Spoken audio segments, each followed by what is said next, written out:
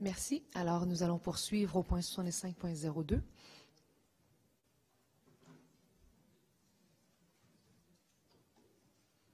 Est-ce que c'est vous, Madame la leader, pour le point 65.02? Est-ce que c'est vous qui... c'est qui est la personne qui présente 65.02? Monsieur de Souza? Parfait. Monsieur de Souza, à vous la parole. Oui. Madame la Présidente, je pense qu'on va retirer cette motion. La raison pourquoi on vise à retirer la motion, c'est qu'on avait eu l'occasion de penser, avec le dépôt du rôle, qu'on a voulu avoir une mesure qui pourrait être mise immédiatement pour le bénéfice des aînés qui pourraient avoir des effets néfastes dans l'augmentation du rôle. L'objectif était louable. On a vu dans le dernier dépôt du rôle qui a été fait la semaine passée qu'il y a des secteurs où les augmentations étaient dépassées de loin ce qui était la moyenne de la ville, qui nous laisse croire que les personnes sur le revenu limité, restreindre ou plafonner pourraient être affectées d'une façon négative. Notre objectif était purement un effort pour essayer d'offrir les personnes de troisième âge, qui sont la plupart dans cette catégorie, qui voudraient rester dans leur maison propre pour la durée de leur vie, une opportunité de continuer de le faire. On a soulevé ce point parce qu'il n'y a pas des mesures qui sont dans un sens qui donnent beaucoup de chances pour ces gens de rester. On a étudié les programmes qui étaient disponibles. On a vu, par exemple, l'effort qui a été déployé par le gouvernement du Québec, par exemple, dans le rapport d'impôt, où des personnes de faible revenu pourraient avoir accès à un rabais de taxes municipales, taxes foncières. Et c'est des montants qui sont assez minimes. On a aussi vu le programme qui a été mis en place pour une genre de subvention. Et en regardant les critères qui sont là, de 65 ans et plus, les plafonds sur le revenu, etc., on a vite réalisé que les montants en question de 500 $ qui s'appliquera par les gens qui doivent avoir presque 20 d'augmentation, et dans certains cas, on voit que c'est plus que 20 dans la réalité, ne tirera pas grand-chose de ça. Donc, notre objectif était de juste reconnaître qu'à travers du Canada, il existe déjà une pratique par laquelle les gens, soit par la législation provinciale en Colombie-Britannique, en Alberta et d'autres, ou Nouveau-Brunswick, mais aussi dans les villes, Halifax et Ottawa, qu'il existe des programmes qui pourraient permettre les gens de tirer des bénéfices. Donc, notre objectif était simple. On a dit, regarde, on a un grand nombre de personnes de troisième âge chez nous, grand nombre de personnes qui sont affectées, grand nombre de personnes qui, dans un sens, immédiatement ont besoin de cet appui. Hier, on a entendu de M. Pierre Pagé qui nous a demandé d'offrir une panoplie de mesures, et puis en conséquence, l'administration semble continuer avec les propositions qu'on a reçues de eux. Au lieu d'accepter ça, ils ont voulu qu'on fasse encore des études et par la suite le faire. Je pense que ça va nulle part aider les personnes de troisième âge. Donc, au lieu d'avoir un amendement de faire des études pour longtemps et par laquelle, pendant qu'on a une solution immédiate, je trouve ça regrettable que cette offre que j'avais pensée pourrait être bénéfice de tout le monde, pour avoir des personnes de troisième, aider des personnes de troisième âge, était dans un sens, va être reporté au calendrier grec. Et à ce moment-là, je trouve ça regrettable que l'administration choisisse, en proposant ces études, de ne pas aider des personnes de troisième âge ou des personnes de revenus limités. Donc, on retire cette motion. Merci. Merci beaucoup, M. Doucet. Donc, la motion est retirée. Monsieur le Président, question de privilège. Oui. C'est assez paradoxal de discuter d'un amendement qui n'a pas été proposer. Si on veut discuter d'un amendement, il faut proposer la motion, accepter l'amendement, discuter l'amendement, voter pour ou contre l'amendement, puis là, on parle d'un amendement. On ne parle pas d'un amendement en retirant une motion, en présumant d'un amendement qui a eu lieu dans des discussions privées, puis de retirer sous prétexte que l'administration va venir amender, ça ne se fait pas. Si on veut discuter d'un amendement, on dépose la motion, on attend l'amendement, on discute de l'amendement. C'est comme ça que ça se passe dans les assemblées délibérantes, Monsieur le Président, et c'est comme ça que je m'attends à ce que ça se passe dans cette assemblée. Merci, M. Limoges. Vos commentaires sont bien reçus. On va changer ça dans le futur. Merci. M. Darret, oui. Bien, je veux continuer sur la question de privilège parce que c'est moi qui en suis l'auteur de l'amendement. Je trouve ça vraiment déplorable et regrettable. Vous pouvez faire les signes que vous voulez. Qu'on envoie un amendement et puis qu'on en parle et puis qu'on nous dit « Ah, c'est regrettable » puis qu'on lui fait dire n'importe quoi à cet amendement. Alors moi, mes privilèges comme membre de cette Chambre sont bafoués parce qu'on vient me prêter des mots. On vient me prêter des mots. On n'a pas pu, l'ensemble des membres de cette Assemblée n'ont pu lire mes mots. Ils ont plutôt entendu ceux utilisés par le maire de l'arrondissement du Sud-Ouest, le critique officiel de l'opposition en matière de finances. Saint-Laurent, j'ai dit quoi? Sud-Ouest. Bien, ils m'entendent en ce moment là, comme maire du Sud-Ouest. Le maire de Saint-Laurent, en me disant, on veut faire des études. Il induit cette Chambre en erreur, alors qu'il mentionne des études, puisque si nous avions pu déposer, c'était une étude. Il induit cette Chambre en erreur en mentionnant également que c'est au calendrier grec. C'est une question de privilège, madame. Alors, s'il vous plaît, retirez vos mots, c'est antiparlementaire. OK. Tromper cette Chambre. Ah non, ça non plus, c'est pas. Mentir à cette Chambre. Non, ça ne l'est pas non plus. Bafoué non plus. Ne pas utiliser les bons mots conformes à la réalité. Ah là, je l'ai. Je pense que je l'ai. La troisième fois, c'était la bonne. Alors, Monsieur le Président, Monsieur De Souza n'utilise pas les mots conformes à la réalité lorsqu'il évoque des mots que j'aurais écrits en mentionnant qu'on reporte au calendrier grec. Mais où est-ce qu'il lit ça? Je ne sais pas. Alors, j'accepte, dans le fond, qu'ils la retirent, leur motion, parce que j'imagine que s'ils la retirent aujourd'hui, c'était effectivement faire peur au monde la veille du rôle foncier et de leur dire, dans le fond, attendez, là, 16,7 d'augmentation. Alors, je termine ma question de privilège en disant qu'à l'avenir, j'aimerais bien ça être capable de faire en sorte que l'amendement, je puisse le déposer moi-même, que les gens puissent se faire une idée, et puis après ça, qu'ils l'acceptent, qu'ils la rejettent, mais certainement pas de mettre des mots dans ma bouche alors qu'ils ne l'ont pas lu. Merci. Merci beaucoup, M. Darret. Je vous tiens l'attention sur le fait de bafouer aussi. C'est un mot non parlementaire, donc on ne peut pas l'utiliser. Merci. Merci beaucoup. Donc, je suis d'accord qu'un amendement pour la débattre et pour la discuter devrait être déposé et tous les élus devraient prendre connaissance de l'amendement, en fait, si on va le discuter, pour être sûr d'avoir le libellé de l'amendement. Donc, dans le futur, ça serait préférable de le diffuser à tous les élus avant d'avoir cette discussion-là ou ce débat-là, si possible. Monsieur Rotran, vous avez une intervention à faire? Oui. Monsieur le Président, chaque président gère le Conseil différemment.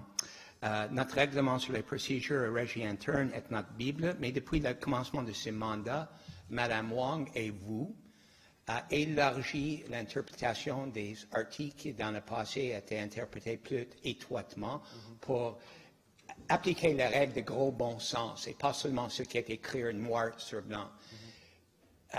Depuis des décennies au conseil, c'est la tradition qu'un conseiller peut retirer son motion quand il veut, malgré l'article 88 de le règlement, que Monsieur le leader de la majorité a commencé il y a quelques mois de demander qu'elle soit appliquée strictement. Et dans une de mes motions, j'ai été empêché de le retirer, la motion abattue. J'ai dû faire la motion de redéposé, c'était adopté le mois dernier. Pendant cet exercice, nous avons suggéré qu'effectivement, on doit respecter la tradition parlementaire. Je comprends la frustration des collègues dorés, mais la motion appartient à M. De Sousa.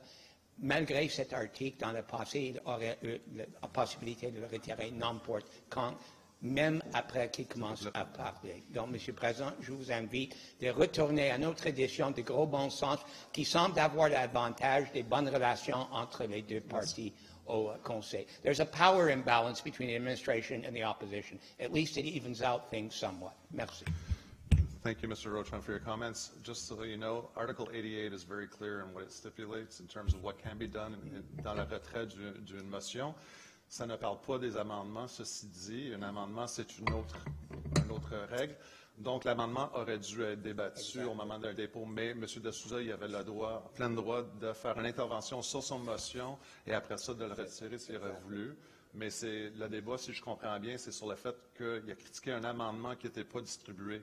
Donc, je l'entends chaque bord du champ, puis je tiens, I'm taking that information into account.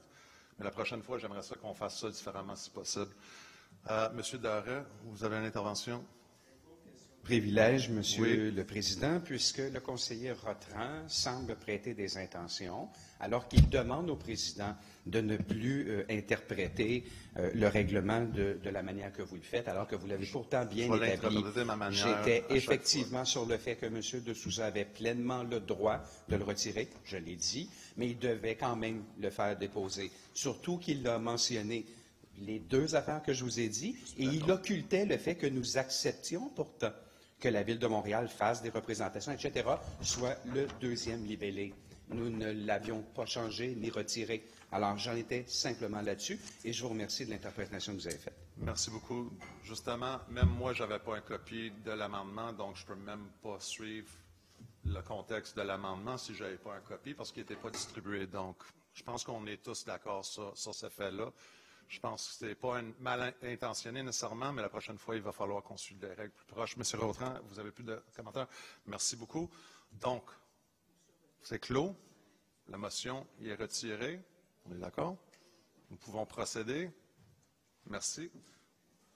Monsieur le leader de l'administration. Non, je m'excuse. C'est la 6503 et c'est Mme Boivin-Roy. Merci. Merci beaucoup, Monsieur le Président. Alors oui, 6503, motion de l'opposition officielle pour mesurer en tout temps la qualité de l'air à l'intérieur du réseau du métro montréalais. Alors, comme vous le savez, depuis notre motion sur l'élimination du mazout, celle sur la création d'un budget carbone et celle sur la qualité de l'air dans l'Est de Montréal, le public montréalais le sait maintenant qu'un des enjeux qui préoccupe le plus Ensemble Montréal, c'est la qualité de l'air de notre métropole. À juste titre, la motion dont nous voulons nous entretenir et nous le faisons présentement avec vous veut donner une chance aux usagers du métro et même aux travailleurs de la STM de savoir ce qu'ils respirent lorsqu'ils sont dans les diverses stations du du réseau métropolitain. Alors, plus clairement, nous voulons que la qualité de l'air dans le métro de Montréal soit mesurée.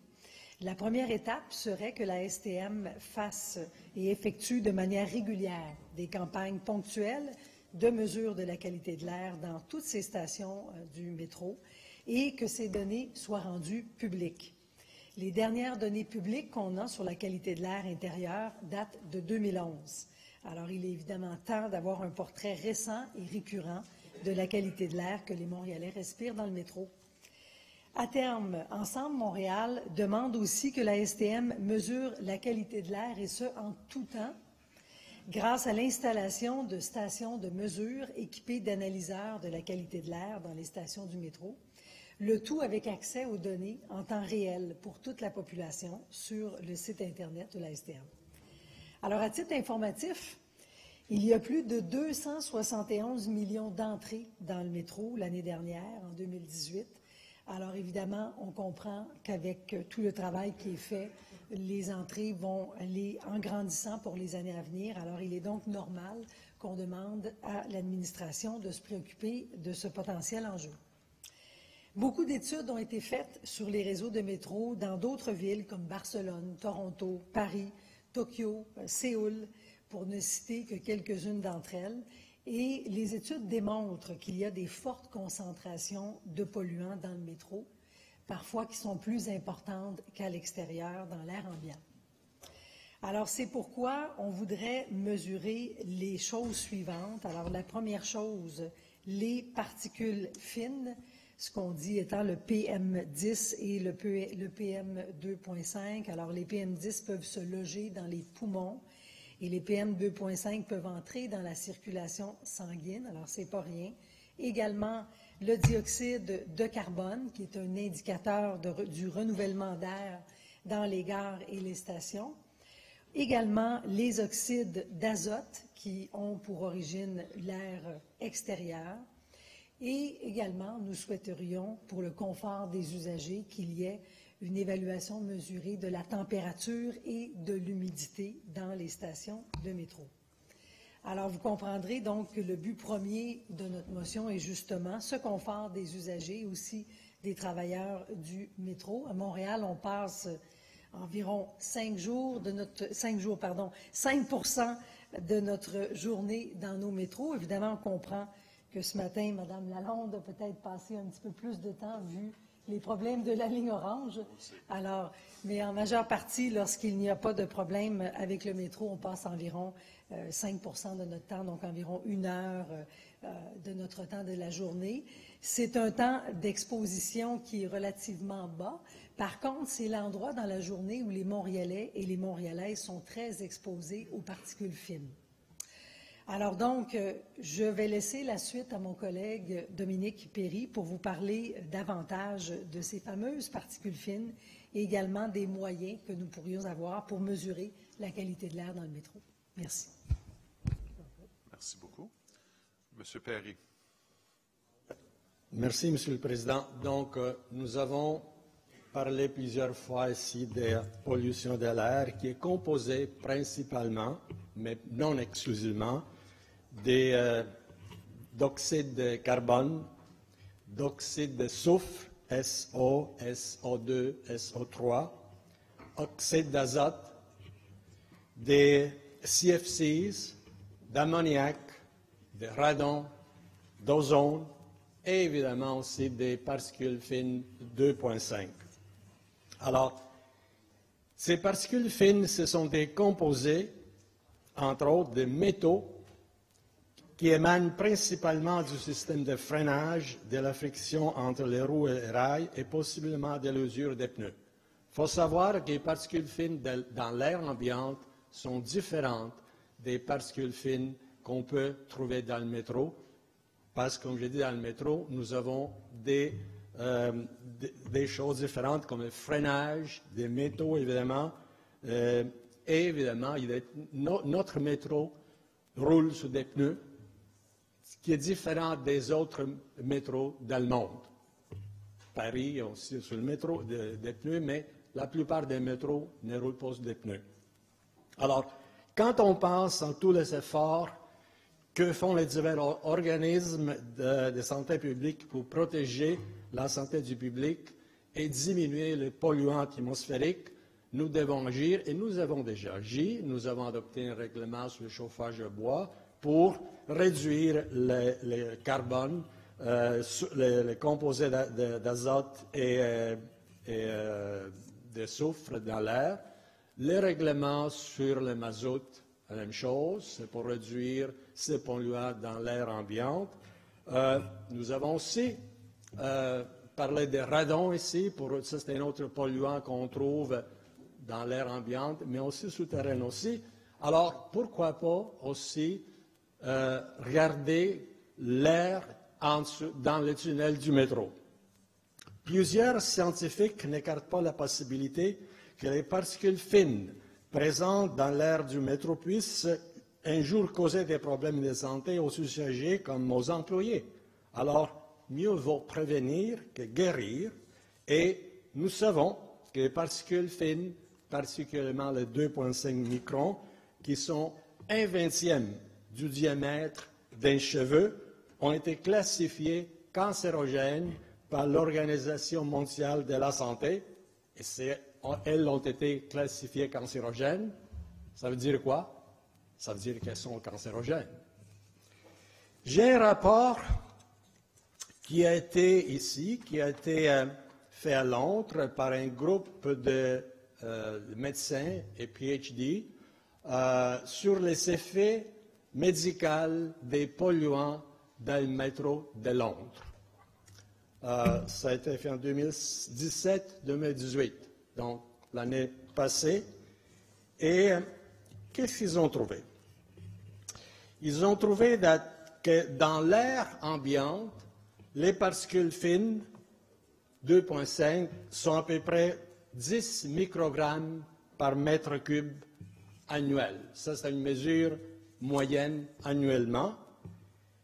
Mais dans certaines stations du métro, et ils ont choisi particulièrement une des stations, c'est Hampstead, c'est la station la plus profonde du métro parce qu'ils voulaient faire la différence, ils voulaient vérifier l'air ambiant et l'air du métro.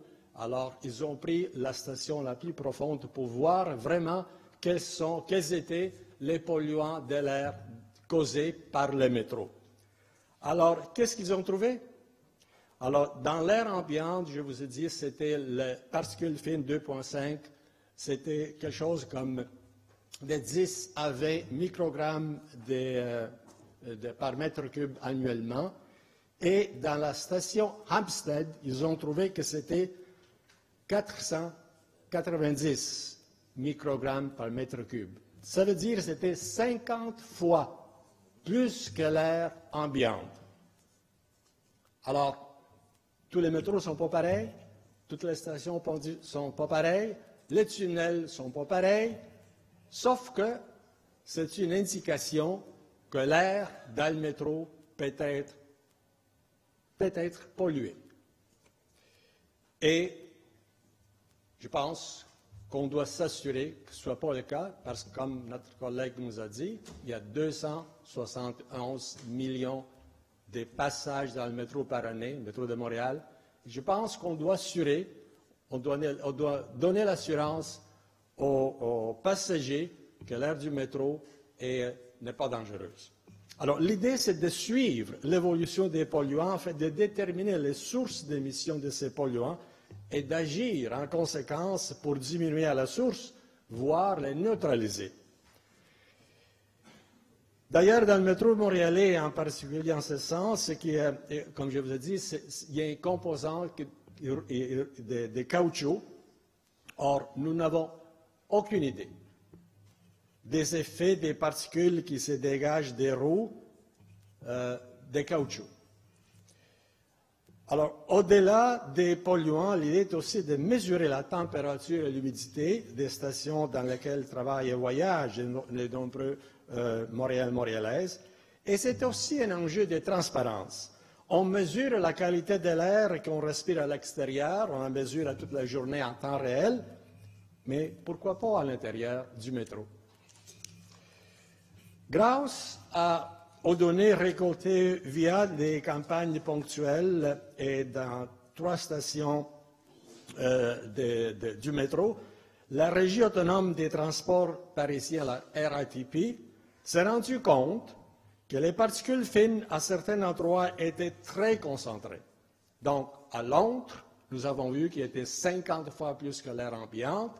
La RATP à Paris aussi s'est rendu compte que l'air dans le métro était très pollué. Elle a donc récemment décidé de mettre en place des purificateurs d'air. À chaque métro, il y a ces mesures, et à Paris, ils ont décidé qu'il devrait y avoir une meilleure ventilation et des purificateurs d'air. Donc, ils ont agi. Ce que nous demandons, c'est dans un premier temps, c'est que la STM effectue de manière régulière des campagnes ponctuelles de mesure de la qualité de l'air, et c'est dans toutes les stations du réseau du métro. Il serait intéressant qu'à terme, la STM fasse l'acquisition des stations de mesure équipées d'analysateurs installés dans les 5 stations les plus achalandées du métro: Berry-UQAM, McGill, Quai Concordia, Bonaventure, Longueuil, Université de Sherbrooke. Donc, dans un premier temps, des mesures ponctuelles et par la suite, dans les 5 stations les plus achalandées, installer des mesures pour donner la qualité de l'air aux voyageurs dans un temps réel, comme on le fait pour la qualité de l'air à l'extérieur. Finalement, l'idéal serait évidemment que les Montréalais puissent avoir une idée de l'air qu'ils respirent dans tout le réseau du métro, évidemment à n'importe quel moment, mais aussi pour faire en sorte, si on sait qu'il y a un problème, on espère qu'il n'y aura pas de problème. Mais si on sait qu'il y a un problème, aussi pour la STM de prendre les mesures nécessaires pour le corriger. Alors, après notre conférence de presse, la STM a écrit un tweet sur Twitter que je cite « La STM effectue déjà des mesures périodiques de la qualité de l'air dans le métro afin de s'assurer d'offrir le meilleur environnement possible à sa clientèle et ses employés. Les résultats des échantillons démontrent que la qualité de l'air dans le métro est très bonne, et ainsi de suite. » Bon, la dernière étude que nous avons, ça a été fait en 2011, et en 2011, j'avais posé moi-même la question à STM, est-ce que la qualité de l'air était bonne? Ils nous ont dit oui, mais si c'est oui, ils nous ont jamais démontré les chiffres. Ce qu'on demande aujourd'hui, la qualité de l'air est variable. On demande d'avoir des mesures régulières, sur une base régulière, pour informer les voyageurs. Et alors, Monsieur le Président, c'est une question, je sais que je n'ai pas beaucoup de temps, mais c'est une question de santé publique et on y tient. Que l'air soit ambiant ou l'air du métro, c'est une question de santé publique. Et alors, voilà le motif de cette motion. Merci. Merci beaucoup. Monsieur Sauvé. Merci beaucoup, Monsieur le Président. Merci beaucoup à la conseillère de Louis Riel, le conseiller de Saint-Léonard-Ouest. J'apprécie le fait qu'il amène des projets de qualité de l'air ici pour la Ville de Montréal, au Conseil de la Ville.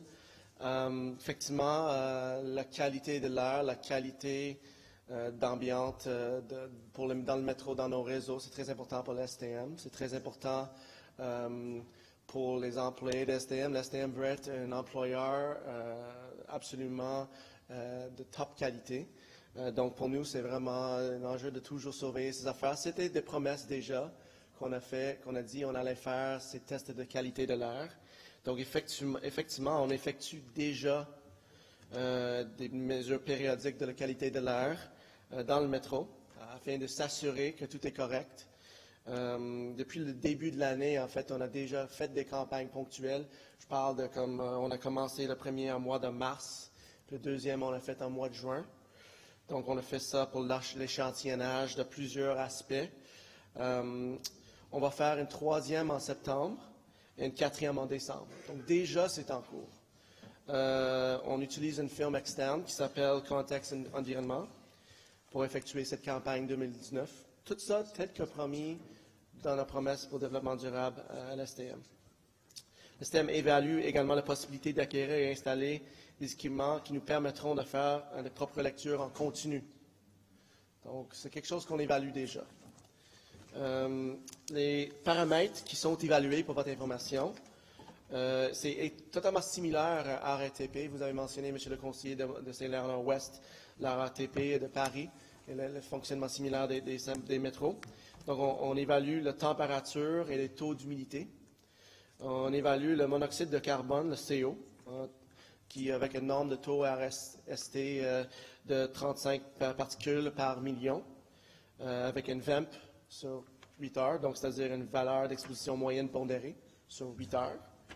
On évalue également le dioxyde de carbone, CO2, taux RST de 5 millions particules par million, avec VEMP 8 heures, même chose. Monoxyde d'azote, NO, avec taux RST 25 particules par million, VEMP 8 heures également.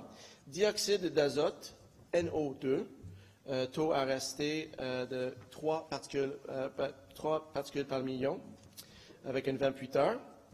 On a également les concentrations de particules fines de diamètre compris entre 0.1 micromètre et 10 micromètres. Puis on mesure ça en masse totale, donc un microgramme par mètre cube. Donc là où on a des normes en référence RSST, on suit les normes. Et je dois vous dire que selon ce qu'on a à date, les résultats ont démontré la conformité avec les valeurs limites fixées au règlement sur la santé et la sécurité au travail, ainsi que les recommandations de l'American Conference on Industrial Hygienists. Fait que l'STM est déjà d'avance sur ces questions-là. De faire toutes les stations, on n'est pas rendu là, malheureusement. Mais on avance, puis c'est la première année de campagne, tel que été promis par l'STM. Quand l'STM crée quelque chose dans un rapport, c'est parce que c'est livrable, qu'on pense que c'est livrable, puis on va le livrer. C'est vraiment cette culture qui domine chez la STM, chez la haute direction, chez le CA. C'est quelque chose dont on doit être fier à Montréal. On fait des promesses, puis on les livre. Donc, juste pour vous rassurer aussi, la STM a communiqué ses résultats, tels que promis également, dans notre rapport de développement durable qui va être quand même déposé à chaque année. Et on va mettre sur notre site web également. Donc, on respecte déjà ces engagements à ce chapitre-là. C'est quelque chose, vraiment, je pense que l'STM prend très au sérieux ces questions-là. On veut être, comme j'ai dit, un employeur de qualité. On veut être le meilleur livreur de services en transport en commun dans le monde. On cherche de l'excellence dans tous nos aspects d'opération, de livraison, de développement. Et dans ce cas-là, on est exemplaire. On va voter contre la motion quand même, cette fois, parce qu'on ne peut pas livrer dans toutes les stations, pour le moment. Mais on y arrive. Donc, je veux être rassurant, en représentant l'STM, à titre de VP de l'STM, que ça va dans la bonne direction. Mais je vous remercie quand même, Madame la conseillère de Louis-Riel et Monsieur le conseiller de Saint-Laurent-Ouest, d'avoir porté ces motions. C'est important qu'on ait le débat, puis qu'on en parle de ces aspects pour que les citoyens de Montréal, tous les gens de Montréal, les résidents et les personnes qui visitent et les employés de l'STM sachent que c'est un enjeu, puis que c'est quelque chose qu'on tient en compte. Merci beaucoup. Merci beaucoup, M. Sauvé. La parole à M. Rotran. Merci, Madame la Présidente. Je suis un peu étonné de l'information apportée par notre cher collègue Sauvé, le vice-président de la STM. Il endosse la motion de Mme Roy et M. Perry. Il dit quand même on va voter contre. Il n'a pas déposé la moindre information au Conseil pour prouver ce qu'il a dit. Madame la Présidente, malgré le fait que le collègue Sauvé dit on arrive, il a pu, s'il était en bonne foi, amender la motion pour indiquer que la STM a l'intention, un de ces jours, de partager cette information avec les usagers. Madame la Présidente, souvenez-vous la motion de Mme Fumagalli et moi concernant les indicateurs de performance. Initialement, la première fois, M. Sauvé a proposé au Conseil de voter contre. La deuxième fois qu'on a déposé des documents qui indiquent que presque chaque transporteur majeur en Amérique du Nord fait ça comme une meilleure pratique et leur site web a l'information que le STM publie sur une base mensuelle pour le conseil d'administration, mais pas pour les usagers. Projet Montréal a changé d'avis. Ils ont voté pour exiger, demander, inviter le STM de suivre la meilleure pratique de tout le monde autre. 6 mois plus tard, on attend toujours. Monsieur Perry, si vous acceptez la parole de notre collègue Sauvé, vous allez attendre, je suis certain, très, très longtemps. La transparence est une meilleure pratique.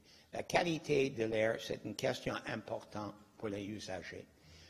Je ne dis pas que la qualité de l'air dans le réseau de la STM est mauvaise.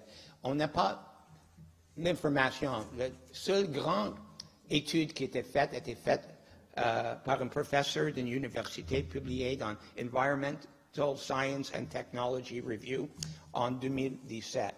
Ce rapport est basé sur une étude majeure des échantillons en 2011 qui démontrent que la qualité de l'air dans le métro de Toronto est 10 fois pire dans le métro que sur la rue et qu'elle est semblable que l'air à Beijing en Chine.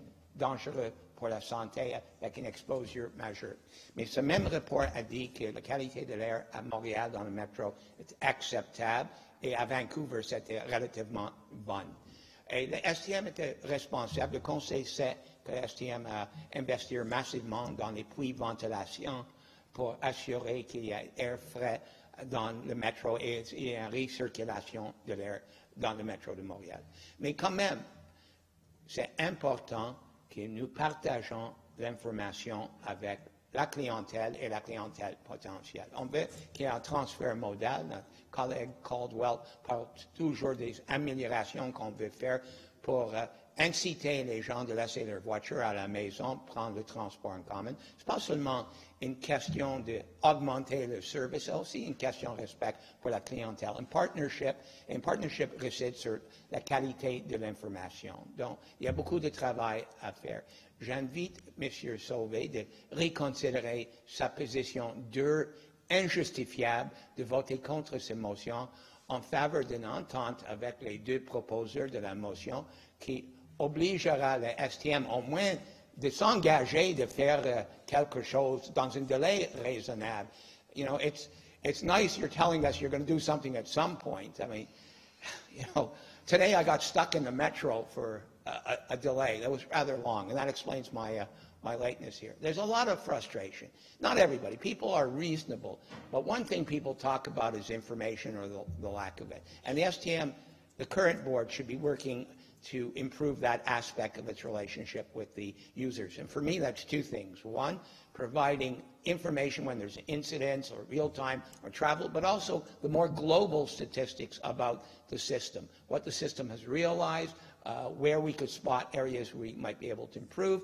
And, you know, the questions like this. Air quality is a legitimate question for everybody to ask. Donc, j'invite M. Sauvé de prendre 5 à 10 minutes avec les proposeurs, de trouver un amendement qui passe le Conseil. Et sinon, j'invite Mme Boivin-Roy et M. Perry revenir le mois prochain et le mois après ça et le mois après ça. Vous allez gagner finalement parce que c'est le gros bon sens. Merci beaucoup, Madame la Présidente. Merci, M. Rotran. La parole à Mme la leader.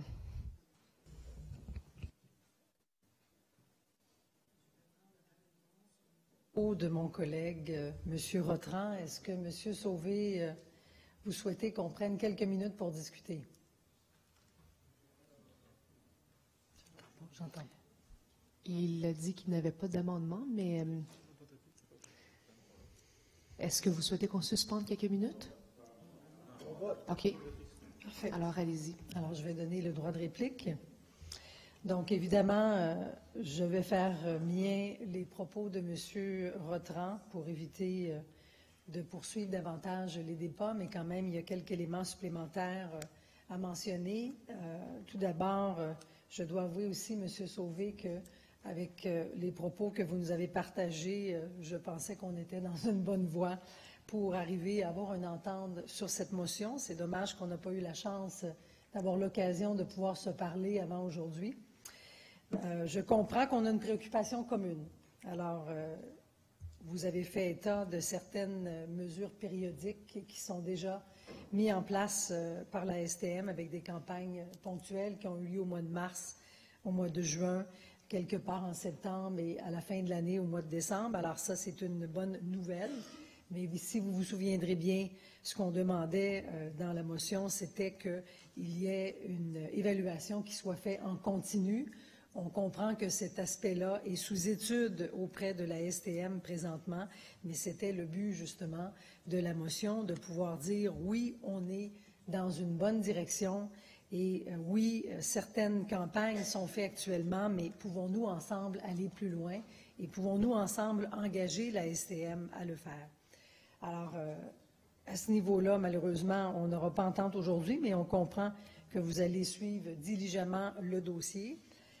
Par ailleurs, vous nous avez confirmé, comme l'avait fait le STM sur Twitter suite à la conférence de presse, comme quoi l'air serait en conformité dans les stations, certaines stations, en fait, ils ont mentionné les stations de Longueuil, Jean Talon et Berry-UQAM, comme quoi l'air serait à l'intérieur de la conformité du règlement sur la santé et la sécurité au travail, mais également l'American Conference on Industrial Hygienists.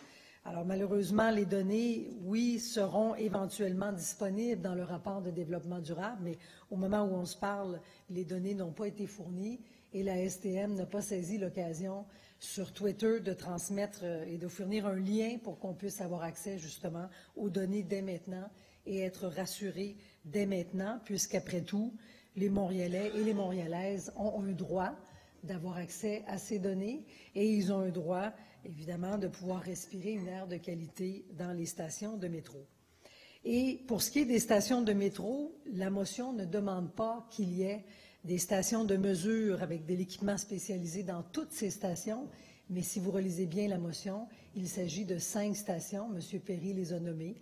Alors, on y allait avec un objectif entre guillemets modeste, si on peut dire. On comprend que toutes les stations, c'était beaucoup trop pour l'instant, mais c'était de mettre un peu la machine en marche pour qu'on puisse éventuellement avoir une évaluation et une surveillance en continu.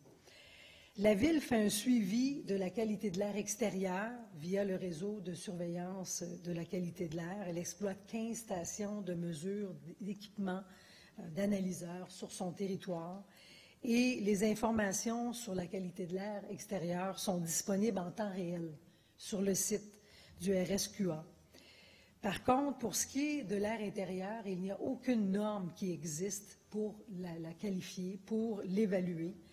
Il y a plusieurs raisons pour ça. On comprend qu'évidemment, il y a un nombre restreint d'études scientifiques, d'où la pertinence de la motion. Donc, il n'y a pas assez de données qui sont disponibles, il n'y a pas de surveillance en continu, pas de surveillance constante.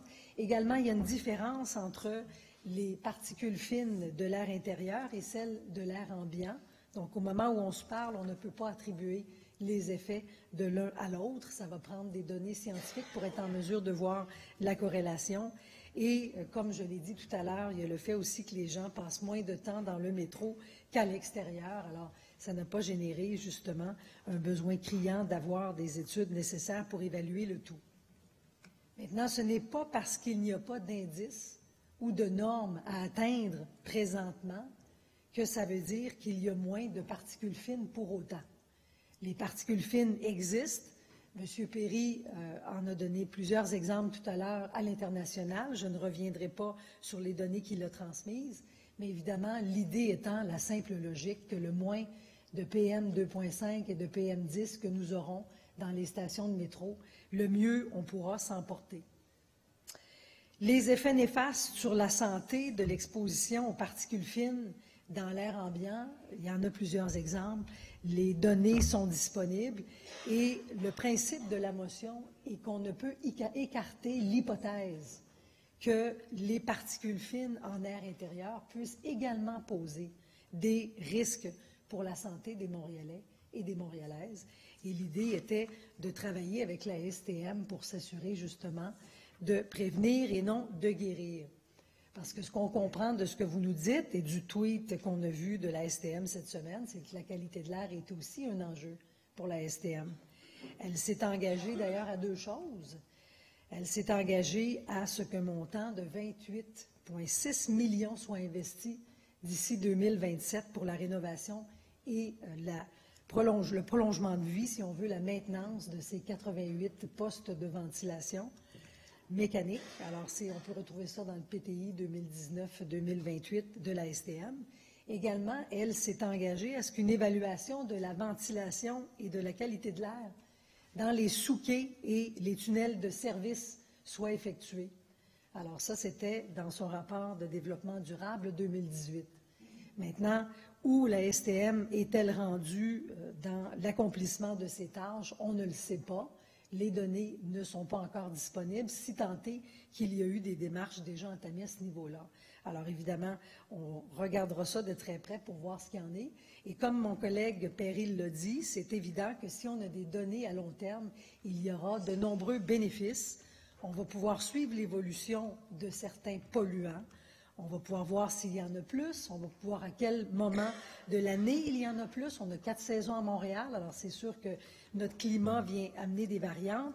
Quelles en sont les sources? Et une fois qu'on aura ça, on pourra mettre en place des actions ciblées et des actions concrètes qui seront en conséquence pour finalement être en mesure de diminuer et idéalement de neutraliser les particules fines. Évidemment, il y aurait aussi l'idée de travailler en partenariat. Il y a plusieurs fois dans le Conseil qu'on a parlé de spécialistes externes dans différents dossiers qui viennent appuyer la Ville. Donc, c'est certain qu'avoir ces données nous permettrait de les partager avec des spécialistes du domaine qui pourraient optimiser la position de la Ville et la qualité de l'air ambiant qui pourrait être offert dans les stations de métro par la STM.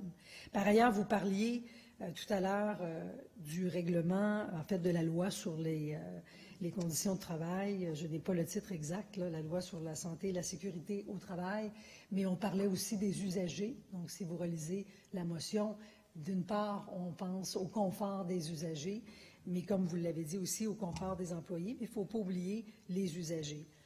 Et la STM a un budget de 1,5 milliard par année. Les frais, si vous avez pris connaissance, on n'en parle pas aujourd'hui, mais si vous avez pris connaissance de notre conférence de presse, on expliquait comme quoi ce qu'on demandait dans la motion représentait une part du budget de moins d'1% de celui de la STM.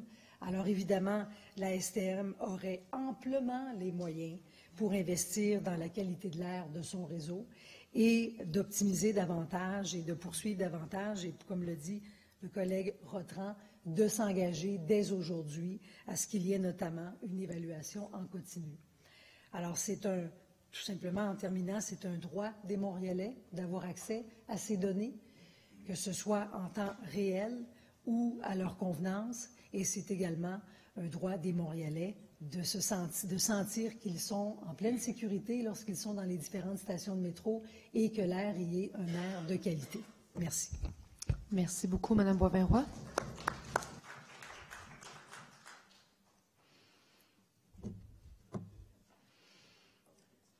Monsieur le leader. Madame la Présidente, appuyée par ma collègue Thuillier, je demandais un vote à main levée sur cette motion. Merci, Madame la leader. Appuyé de mon collègue Francesco Miele, nous allons demander un vote nominal.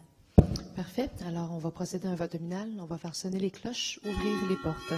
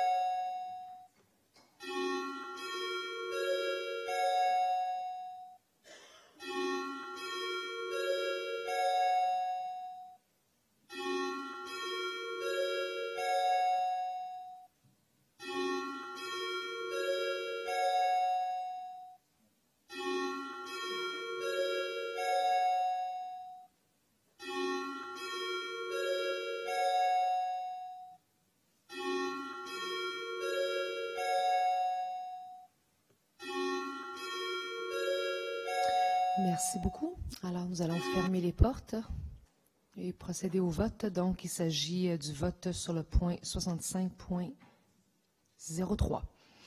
Monsieur le greffier. Monsieur Doré.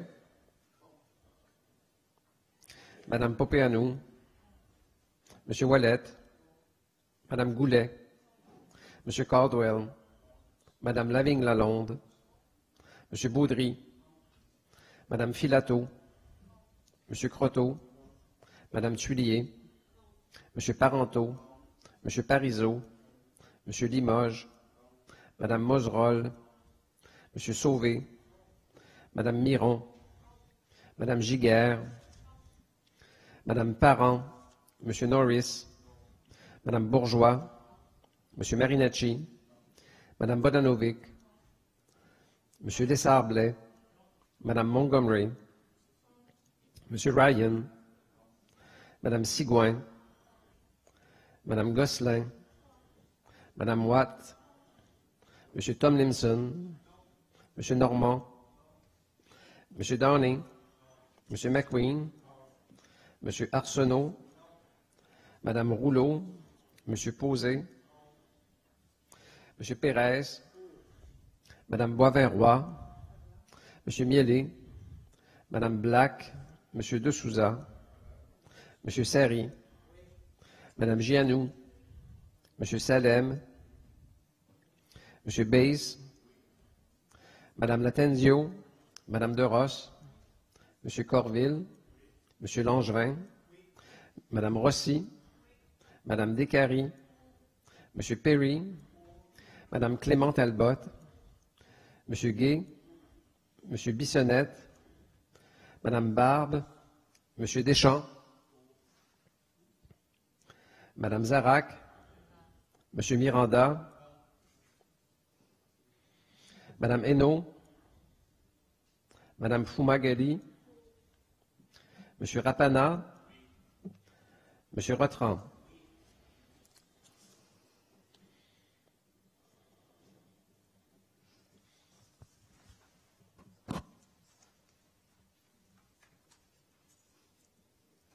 Pour 22, contre 35. Donc, la motion est rejetée. On va ouvrir les portes.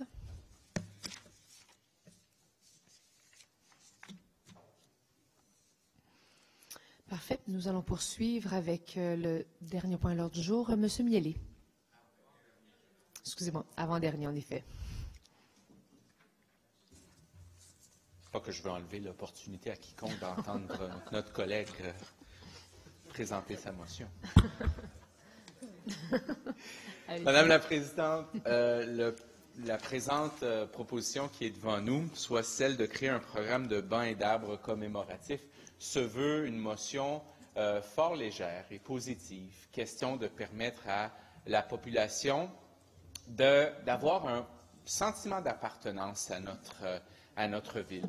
Nous aimons tous notre ville, mais les gens souvent tâchent d'avoir un lien encore plus tangible à leur communauté, à leur environnement.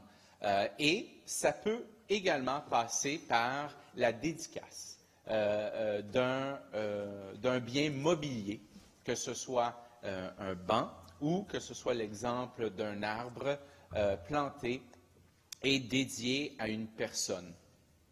Peut-être à titre posthume, peut-être à un organisme qui œuvre encore dans la communauté et fait une différence.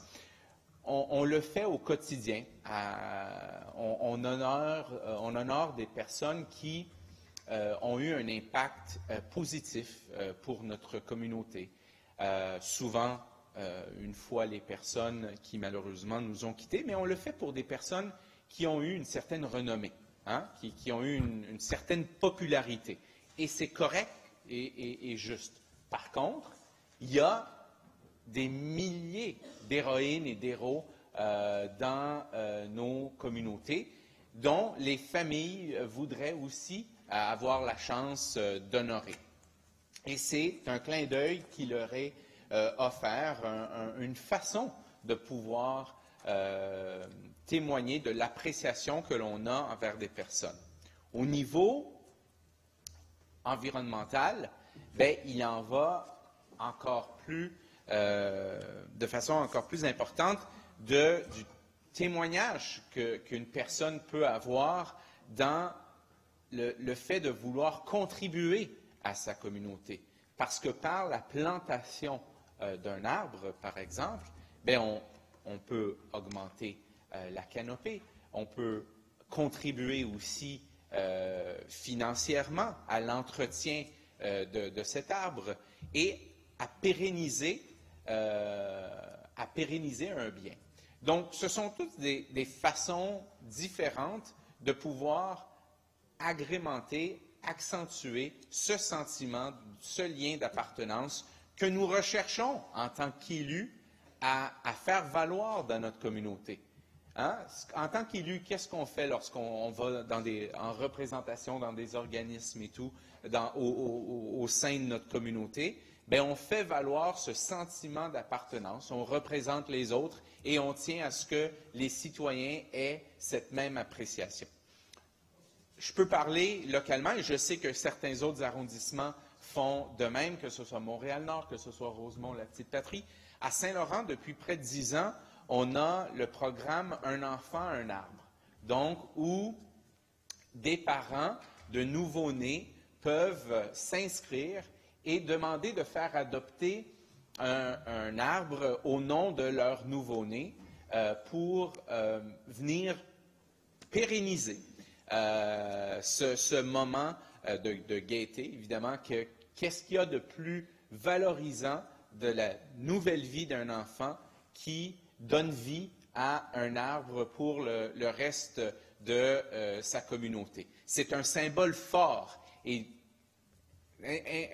incroyable nombre de parents, de grands-parents. C'est un moment fort émotif à chaque fois que nous tenons cette activité-là, où est-ce qu'on voit les parents et les grands-parents qui sont autour de l'arbre avec leur enfant, et cet arbre est identifié à leur enfant, géolocalisé. Ils sont capables de revenir n'importe quand pour dire « Voilà le symbole de vie que cet enfant amène non seulement à notre communauté, mais dans un geste de dédicace d'un arbre, un geste fort pour notre planète également. » Donc, c'est un beau geste que j'ai eu la chance, avec mes collègues, de témoigner la grande fierté que ça donne aux membres de la famille. Et c'est une façon, soit, c'est vrai, c'est au coût de l'arrondissement. La plantation, c'est l'arrondissement qui l'a fait. Et c'est nous qui choisissons l'emplacement. Si on n'est pas en train de limiter le carcan de ce qu'on propose devant nous, on est en train de laisser la porte ouverte à l'arrondissement ou à la ville de mettre en place un programme, des plus flexibles, où est-ce qu'un citoyen pourrait venir contribuer monétairement, et cela peut évidemment aider surtout au maintien, à l'entretien de l'arbre, et surtout augmenter nos investissements dans ce qu'il y a de plus positif. Un ajout de service si ce sont des bancs, mais aussi, surtout, un ajout de canopée si on est en mesure d'accentuer le nombre de plantations sans que ce soit aux frais, toujours de la ville. Il y a plusieurs exemples, que ce soit au Canada, en Europe, à Paris, à Londres, au Canada, à Vancouver, à Toronto, aux États-Unis, à New York. Il y a une multitude d'exemples, chacun à sa façon, qui permettent aux citoyens de venir contribuer à leur façon et avoir ce geste plus tangible. C'est une opportunité, ce n'est pas une obligation, c'est une offre, ce n'est pas une imposition. Donc, pour toutes ces raisons, on croit qu'il serait fort pertinent de mettre sur pied un programme de bancs et d'arbres commémoratifs permettant aux Montréalais de parrainer des bancs et des arbres présents sur le territoire, relevant de ses compétences, évidemment, en ce qui concerne la Ville de Montréal. Idem, on encourage les arrondissements qui veulent se prêter à l'exercice. Une chose que l'on suggère, c'est que, vu que l'initiative est prise par le citoyen, on veut s'assurer qu'il y ait un comité qui ait un regard sur le type de message, les personnes que l'on honore. Question de pouvoir, je dirais, élargir le spectre des personnes qui sont honorées et non pas seulement honorer des personnes publiques que l'on fait, qui sont justement honorées, mais il y a, comme je disais tout à l'heure, il y a énormément de personnes qui méritent cette mention honorifique, et ce serait aux frais en plus de leurs proches. Merci, Madame la Présidente. Merci, M. Miele. La parole à Mme Thuillier. Oui, merci beaucoup, Madame la Présidente. Merci, M. Miellé, pour votre présentation. Alors, évidemment, on est d'accord avec la majorité, sinon la quasi-totalité de ce que vous venez de dire. La seule chose qui nous dérange un peu, c'est un programme montréalais. Parce que, vous l'avez si bien dit, les arrondissements, il y a déjà des arrondissements qui ont des programmes. Et les programmes d'arrondissement sont différents. Parce que les arrondissements sont différents. Donc, parfois, les personnes honorées, c'est des personnes, des enfants. Parfois, ça peut être d'autres types de personnes. Des fois, c'est gratuit. Des fois, c'est payant. Des fois, c'est des arbres. Des fois, c'est d'autres choses. J'en discutais avec mes collègues quand on a lu votre motion. Et Mme Bourgeois, notre collègue mairesse de Rivière-des-Prairies, Pointe-aux-Trembles, nous racontait une histoire tout à fait émouvante d'une dame qui a payer un petit montant, ou en tout cas un montant significatif pour une personne individuelle, pour avoir à l'endroit où elle aimait toujours être sur le bord de la rivière, un arbre et un banc, mais alors pas à son nom. Donc on ne sait pas forcément que c'est cette personne, mais une pensée écrite. Et ça, c'est empreint de poésie, mais surtout pour les gens qui la connaissent, c'est extraordinaire comme geste. Mais voyez à quel point le programme peut avoir 1000 visages. Et nous sommes 19 arrondissements. Donc, nous croyons à l'initiative des arrondissements. Nous croyons que les arrondissements sont les mieux placés pour développer des programmes comme ça qui soient les plus sensibles, les plus en adéquation avec leur communauté. En plus, quand on parle de plantation d'arbres, c'est aussi vrai pour les bancs, mais un peu moins, mais quand on parle de plantation d'arbres, et vous avez fait référence, on est vraiment dans une logistique. Donc, une logistique, comment arrivent les demandes, la logistique de comment on les traite, est-ce que c'est gratuit ou payant, et il ne s'agit pas, en fait, de planter l'arbre, donc où va-t-on le planter, donc est-ce qu'on a un plan maître de plantation, ou est-ce que les gens décident où ils veulent le planter, et ensuite, c'est pas tout de planter l'arbre, il faut revenir 3 ans ensuite l'arroser, donc bien l'entretenir. Donc, il y a vraiment beaucoup d'aspects, ce qui nous semble tout à fait logique de garder en arrondissement, parce qu'en ce moment, ce sont les compétences d'arrondissement. L'autre portion qui, vous en avez parlé aussi, mais en fait, on peut mettre des mots dessus, c'est le cadre de commémoration. Donc, effectivement, à la Ville, en ce moment, on a la toponymie, qui est provinciale, même internationale, qui est bien balisée. On a vraiment des balises très claires en matière de toponymie, mais il y a beaucoup d'autres personnes qu'on voudrait honorer d'une façon ou d'une autre.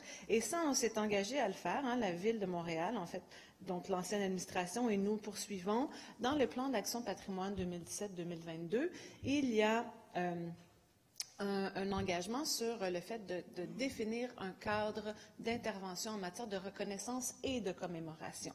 Et d'ailleurs, une des premières actions qu'il va avoir en lien avec cet objectif, c'est le colloque du Conseil du patrimoine qui aura lieu en février 2020, qui va porter sur la reconnaissance et la commémoration. Parce que comme vous l'avez nommé, et je pense que je n'ai pas besoin de vous rappeler ce qu'on a vécu dans les derniers mois, voire années, sur des rues qu'on débaptise, rebaptise, le révisionnisme historique. Donc, il y a beaucoup d'enjeux.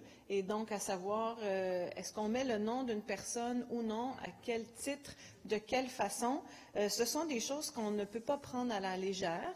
Il y a beaucoup de réflexions à faire et c'est pour ça qu'on a besoin de se doter d'un cadre de reconnaissance et de commémoration. Le travail va débuter, il n'est pas encore débuté et encore là, ça ne sera pas utile que pour cet élément précis, ça sera pour toute la ville, donc les arrondissements, que leur programme soit existant ou qu'ils le créent suite à ce cadre-là, les arrondissements pourront et idéalement utiliseront le cadre de commémoration qui aura été établi pour donner des balises aux gens pour finalement mettre en œuvre le plan ou le programme que chacun des arrondissements pourra peut-être s'être donné.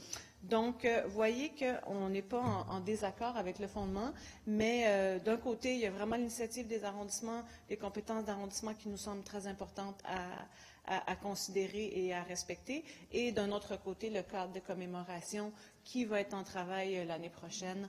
Alors, pour toutes ces raisons, pour l'instant, cette motion ne nous paraît pas apte à être acceptée aujourd'hui. Merci. Merci beaucoup, Mme Thuillier. Monsieur Miellé, à vous la parole.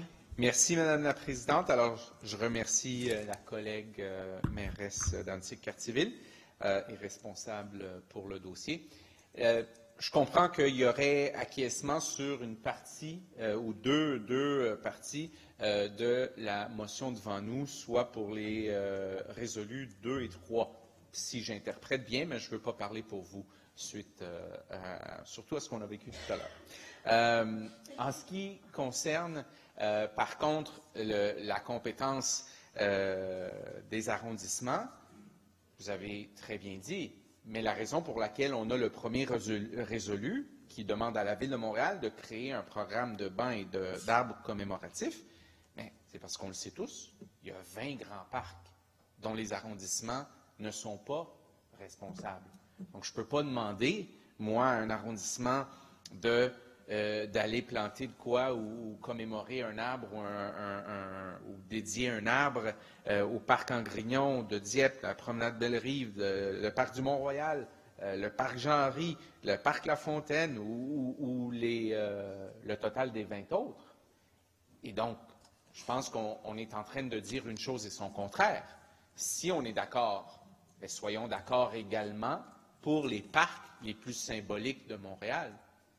Et donc, je demanderais à l'administration de reconsidérer ce fait. Parce que, veut pas, oui, c'est bien beau qu'on puisse, en arrondissement, poursuivre dans la même veine que certains ont débuté avec Un enfant, un arbre ou d'autres programmes que je salue. Mais je pense qu'il est opportun que la Ville donne son signal, emboîte le pas avec son propre programme qui inclurait, de toute évidence, les 20 grands parcs sur lesquels les arrondissements n'ont pas un mot à dire. Donc, je ne donne pas ma réplique pour le moment. J'aimerais entendre la collègue Thuillier sur ce volet. Merci. Madame Thuillier, à vous la parole. Oui, merci, Madame la Présidente. Alors, je vais être un petit peu plus claire. Il n'y en a pas en ce moment de cadre d'intervention, de commémoration. Il faut d'abord le faire. Donc, on ne va pas créer un programme d'arbres commémoratifs alors qu'on n'a pas de plan et de cadre de commémoration.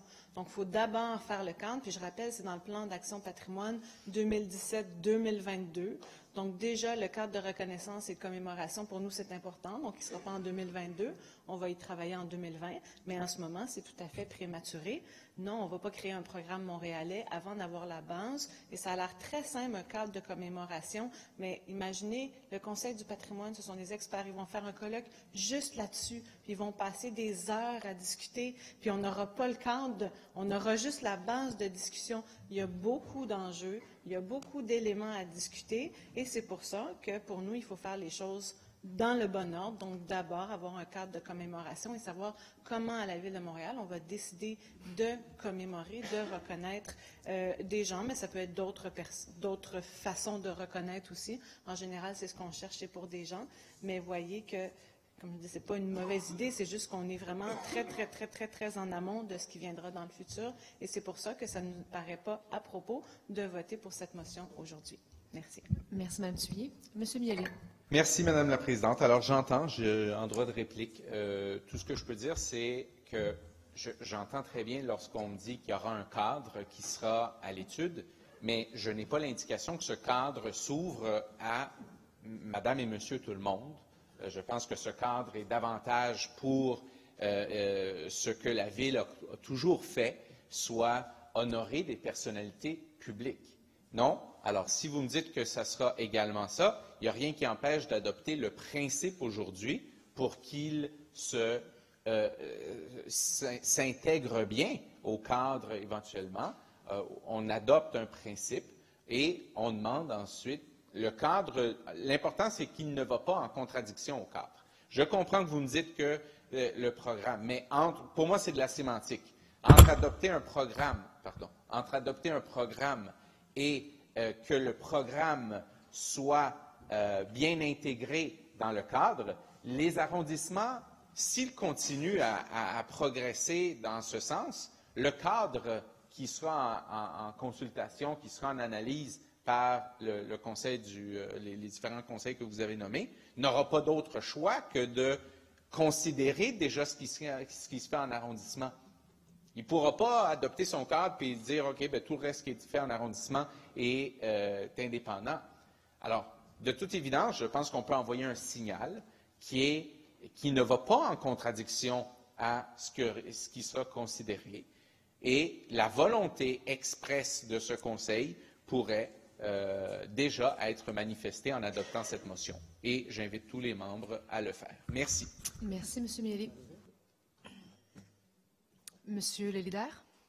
Madame la Présidente, je vais proposer, comme toujours, un vote à main levée, appuyé par ma collègue Émilie Tuillier. Merci, Monsieur le leader. Alors, un vote à main levée. Alors, Monsieur le greffier, donc, il s'agit d'un vote sur le point 65.04. Alors, les personnes qui sont en faveur, levez votre main.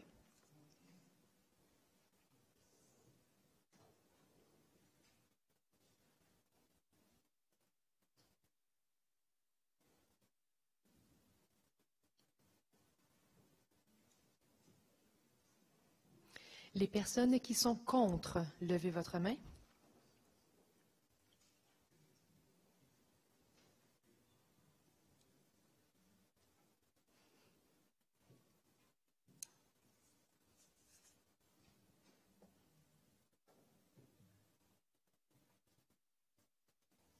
Merci. Alors, pour 19, contre 33, la motion est rejetée. Ce qui nous amène au dernier point, officiellement. Alors, on va ouvrir les portes, mais c'est un vote nominal. C'est un vote à main levée. Alors, M. Rotran, à vous la parole. Merci, Madame la Présidente. D'abord, j'aimerais déposer une nouvelle version de la motion qui est discutée avec Mme Emily Tuillier, qui est presque pareille, qui fait deux petits changements. Une, dans le premier résolu, de changer le mot exemplaire à le mot exceptionnel. Et le deuxième, de clarifier que c'est un mandat qui va à la direction de l'urbanisme, de service de l'urbanisme et de la service de l'urbanisme de la mobilité, pour que c'est eux qui fassent la démarche auprès des comités de toponymie. Le reste complètement pareil. Madame la Présidente, premièrement, j'aimerais remercier mes appuis, M. Lionel Perez et Mme André Hainaut, mais j'aimerais aussi vous indiquer que j'ai été approché par 4 collègues qui veulent être ajoutés comme appuis. C'est un honneur pour moi de les ajouter. Je demande au greffier de noter ça, Mme Emily Tuillier, Mme Juliana Fumagalli, M. Giovanni Rapana et M. Christian Arsenault, qui doivent être notés comme appuis de cette motion. Vous me permettez une diversion d'1 minute, Madame la Présidente. S'il vit toujours, je suis convaincu qu'Elie Wiesel, aujourd'hui, va être une voix pour les peuples Rohingyas qui sont victimes de génocide en Myanmar. Je remercie l'ensemble des collègues pour la motion que nous avons adoptée il y a quelques mois, demandant que le gouvernement du Canada fasse appel à la Cour internationale de justice pour effectivement déclencher un cas contre Myanmar pour le crime de génocide. La prononciation de son nom est Elie Wiesel, mais en Amérique du Nord, il est connu seulement comme Elie Wiesel, plus facile pour beaucoup de personnes. Il était une force morale majeure, une personne qui a toujours promouvoir la tolérance, une personne qui était mieux contre la haine, une personne comme Martin Luther King Jr. avant lui a fait les plaidoyers éloquents pour la paix, la tolérance, l'égalité raciale. He extolled us to never be indifferent when our fellow human beings anywhere in the world were suffering. J'aimerais lire ce que le comité Nobel a dit en 1986 quand il a décerné le prix de la paix. Le prix de la paix de 1986 devrait être attribué à l'auteur Elie Wiesel. Le comité considère qu'Elie Wiesel est devenu un leader et un guide spirituel extrêmement important à une époque où la violence, la répression et le racisme continuaient à caractériser le monde. M. Wiesel est un messager de l'humanité. Il propague un message de paix, de rédemption et de la dignité humaine. Il a acquis de haute lutte sa croyance que les forces qui combattent le mal peuvent l'emporter. Son message est basé sur l'humiliation totale dont il a lui-même fait l'expérience et sur le mépris absolu pour la humanité qui régnait dans les camps de la mort d'Hitler. Ce message est livré sous la forme d'un témoignage répété et amplifié par le travail d'un grand auteur. L'engagement d'Elie Wiesel, qui a trouvé son origine dans la souffrance du peuple juif, s'est élargi pour englober tous les peuples et toutes les races qui connaissaient la répression. Le comité Nobel norvégien considère que, par son message et son travail pratique en faveur de la paix, Elie Wiesel constitue une porte-parole convaincante en faveur de la vision de la humanité, de la humanitarisme sans limite qui sont en tout temps nécessaires au maintien d'une paix juste et équitable. I couldn't say anything more eloquent than that. He was born in Hungary, in what was formerly a part of Romania and is again part of Romania. In 1944, with his family, he was deported to Auschwitz. His mother and sister were murdered the first day there. After a time at Auschwitz, he was sent to the Buchenwald concentration camp, where he witnessed his father being beaten to death. He was liberated on April 11, 1945. Eventually, he went with other survivors to France. He was a journalist in France. He wrote in Hebrew at first, learned French, became fluent in it, wrote in French, and he eventually emigrated to the United States, where through hard work and dedication, he eventually became a professor at Boston University. He's most noted for having written 40 books. He's a major literary figure. His own personal account, Night, the story of a young boy in concentration camps, shook the readership that bought the book. It became a great part of people's understanding of the Holocaust. Being the son of survivors myself, I know how difficult it was for the survivors for many years afterwards to deal with the shame they felt of actually having survived while so many others died. Elie Wiesel articulated what many felt and explained it to the world. In 1986, he won the Nobel Peace Prize. He soon afterwards founded the Elie Wiesel Foundation for Humanity. He won the Presidential Medal for his work for peace. He was one of the founding forces that led to the creation of the United States Holocaust Museum in Washington. Many people don't know his work outside of what he did as a writer. In 2006, with George Clooney, he addressed the United Nations Security Council about the genocide in Darfur in Sudan. He alerted the world to what was going on there. In 2007, he vigorously condemned the attitude of Turkey and its refusal to recognize the Armenian genocide. Much of the work of others was inspired by Elie Wiesel's work in 2007. This council has annually, for now 12 years, adopted motions recognizing the Armenian genocide. And much of that came from the debate around Wiesel's work in 2007. In 2009, he was one of the first to step forward and ask for international protection for the Tamils in Sri Lanka at the end of the Civil War. You'll recall in the last day of the Civil War, a large number of civilians were murdered in Sri Lanka. Allow me to table a document written by Canada's former Minister of Justice. J'aimerais déposer un document written by Irwin Cotler a month after the death of Elie Wiesel in 2016. It's entitled Elie Wiesel, Conscience of Humanity, and it speaks about the work of Elie Wiesel and why he should be a role model for all of us. Monsieur Président, Madame Présidente, Madame Présidente, j'ai été inspiré pour mettre d'avant ces motions par le geste de Conseil de la Ville de Toronto qui, en juin dernier, a nommé un parc pour Elie Wiesel. Toronto a décidé que c'est un geste important et ils ont suivi la Ville de New York qui a fait la même chose. New York était inspiré par Paris, qui est la première de nommer un toponyme dans la ville pour Elie Wiesel.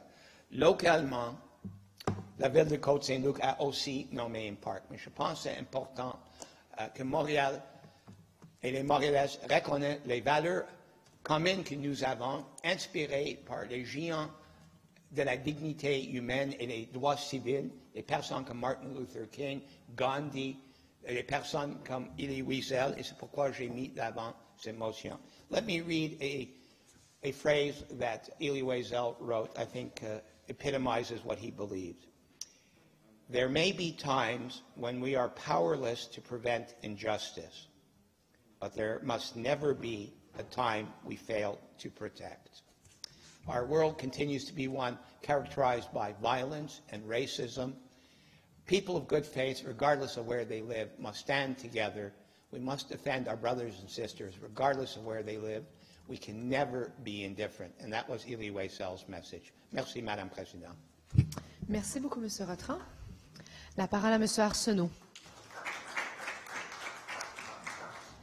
Merci, Madame la Présidente. Jamais je n'oublierai ces flammes qui consumèrent ma voix à jamais.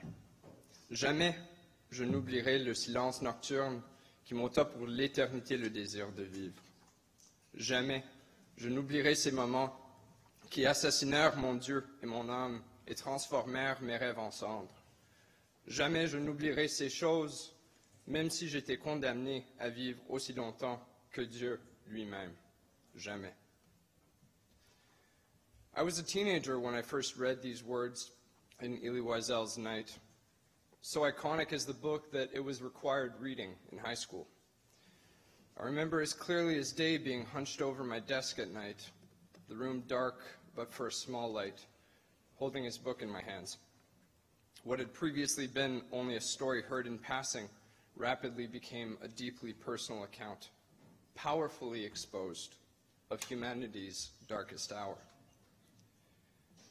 Je ne pense pas avoir besoin de répéter ici l'histoire personnelle d'Elie Wiesel. Ses écrits sur la méchanceté et la cruauté qui ont motivé les atrocités des nazis sont traduits en une trentaine de langues et connus mondialement. Or, 41 ans après leur défaite, lors de l'attribution du prix Nobel de 1986, le comité Nobel parlait d'une époque, et là on parle des années 80, une époque où la violence, la répression et le racisme continuent à caractériser le monde. Ceci en 86, malgré les horreurs du Shoah jusqu'à 4 décennies avant. Ceci encore aujourd'hui. Quels autres mots que violence, répression et racisme viennent en tête quand nous pensons par exemple à la grave situation en Burma, où le gouvernement persécute la population Rohingya. Nous vivons à l'époque d'une haine résurgente. Et n'oublions pas que pendant qu'on subisse de telles attaques contre notre sens d'humanité commune, un pourcentage grandissant de jeunes admettent de mal connaître ou de ne pas connaître l'histoire terrible de l'Holocauste. This is why Elie Wiesel remains to this day not just a resonant voice of the Jewish community worldwide, but a spokesman for humanity itself. Yes, his writings are a timeless testament to the darkness of the last century and required reading for people of all ages, cultures, and creeds, including perhaps a few world leaders too. But he went further. Shortly after receiving the Nobel Peace Prize, he founded the Elie Wiesel Foundation for Humanity, whose mission is to combat indifference, intolerance, and injustice through international dialogue and youth-focused programs that promote acceptance, understanding, and equality. It combats indifference, intolerance, and injustice in all their forms, with regard to all communities. The importance of this work cannot be overstated. Rather, it should be celebrated and supported in ways big and small. Indeed, it has been said of Wiesel's writings that because of his telling, many who did not believe have come to believe, and some who did not care have come to care. He tells the story out of infinite pain, partly to honor the dead, but also to warn the living that it could happen again, and that it must never happen again. Better that one heart be broken 1,000 times in the retelling, he has decided, if it means that 1,000 other hearts need not be broken at all. Madame la Présidente, collègues, Cette motion propose de trouver un moyen de rappeler aux Montréalaises et Montréalais cet individu remarquable qui est sorti d'une expérience terrible avec un sentiment approfondi et renforcé de notre humanité commune et qui s'est dévoué ensuite à la promotion de l'acceptation, de la compassion et de l'égalité. Faisons-lui honneur, adoptons cette motion et travaillons toutes et tous afin qu'une telle atrocité ne se reproduise jamais. Merci. Merci beaucoup, M. Arsenault. La parole à M. le chef de l'opposition. Merci, Madame la Présidente. C'est un honneur et privilège de pouvoir appuyer cette motion qui a été amenée par notre collègue M. Rotran. Je pense que et M. Rotran et M. Arsenault ont fait part, évidemment, de l'incroyable message qu'a véhiculé M. Elie Wiesel. Non seulement à travers sa littérature, ses livres, mais le message qu'il portait.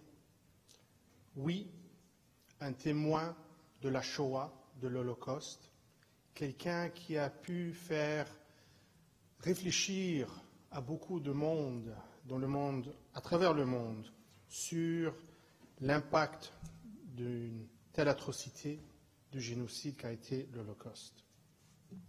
Mais peut-être le message, du moins pour moi, qui est tellement puissant, hormis le témoignage qu'il a apporté, hormis le potentiel d'éducation qu'il a permis à avoir, et nous le savons tous, c'est lui qui a plutôt écrit le dicton, qui écoute un témoin le devient à son tour. C'est Elie Wiesel qui a formulé ce message, parce que, comme nous le savons, on arrive à la fin des témoins de la première heure de la Shoah. Donc son message, hormis de pouvoir réfléchir sur ces génocides et l'Holocauste et d'autres, c'est un message, je pense, qui nous démontre l'essence même de l'humanité. Et par cela, je parle de l'espoir. Une personne qui a pu vivre à travers le mal absolu qu'a été l'Holocauste, qu'a été les camps de la mort d'Auschwitz, entre autres, et a pu vouloir vivre, reconstruire, rebâtir, ne jamais avoir abandonné l'histoire du potentiel de la moralité de l'humanité. C'est ça le message, je pense, qu'apporte Elie Wiesel. Peu importe ce qu'on peut vivre, certainement il faut dénoncer, certainement il y a une moralité, il y a un bon et un mauvais, et il faut toujours y accéder et travailler. Mais pour moi, le message, c'est que, nonobstant ce qu'il a vécu, il est revenu pour pouvoir justement véhiculer ce message d'espoir, de nécessité de ne jamais abandonner nos valeurs, nos principes, notre humanité. Je vous remercie. Merci beaucoup, Monsieur le chef de l'opposition. La parole à Monsieur Rotran. Merci aux collègues Arsenault et Perez pour vos témoignages très, très éloquents. J'apprécierais le paragraphe de le livre Nuit qui est lu par Christian Arsenault. C'est très puissant, ce paragraphe. Madame la Présidente, il y a une charte montréalaise des droits et responsabilités. Je vais lire les articles 2 et 3. Article 2.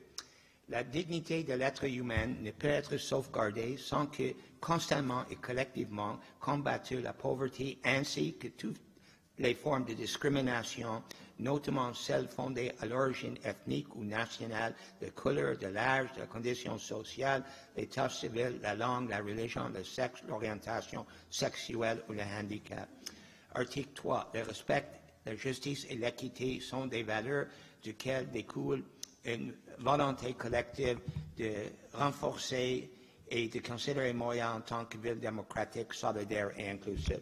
Ça, c'est une valeur montréalaise fondamentale. Et ce qu'on sait toujours, malgré nos différences sur les enjeux quotidiens, tout le monde endosse ces sentiments. C'est notre core value, c'est notre position la plus ferme depuis le 1er janvier 2006, quand la charte était adoptée.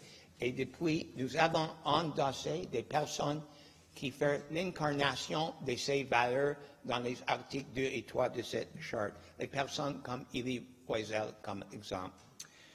Madame la Présidente, dans mon discours initial, j'ai mentionné le travail international de Elie Wiesel après qu'il a fait la fondation Elie Wiesel pour la humanité, qu'il a parlé contre les génocides à Soudan, la situation à Sri Lanka, et faire des interventions ailleurs pour les personnes opprimées. Mais je dois dire qu'Elie Wiesel n'a jamais oublié qu'il est juif et l'expérience du peuple juif. He was a proud Jew, and he stood up for the Jewish people who had experienced the horrors of the Holocaust. His work has to be seen not only in terms of his personal experiences, but of his pride and solidarity with the Jewish people. Madame la Présidente, je remercie tous les collègues pour l'appui qui a été démontré aujourd'hui. La motion demande qu'on fasse quelque chose d'ici le 2 juillet 2021. Ça va être le 5e anniversaire de la mort d'Elie Wiesel, et ça va être une bonne chose si collectivement on peut célébrer un toponome en l'honneur d'Elie Wiesel, peut-être même ces jours-là. Merci beaucoup, Madame la Présidente. Merci beaucoup, M. Rotran. Alors, cette motion est adoptée. Et ceci met fin à notre séance. L'ordre du jour étant épuisé. Merci beaucoup pour votre temps. Bonne fin de journée.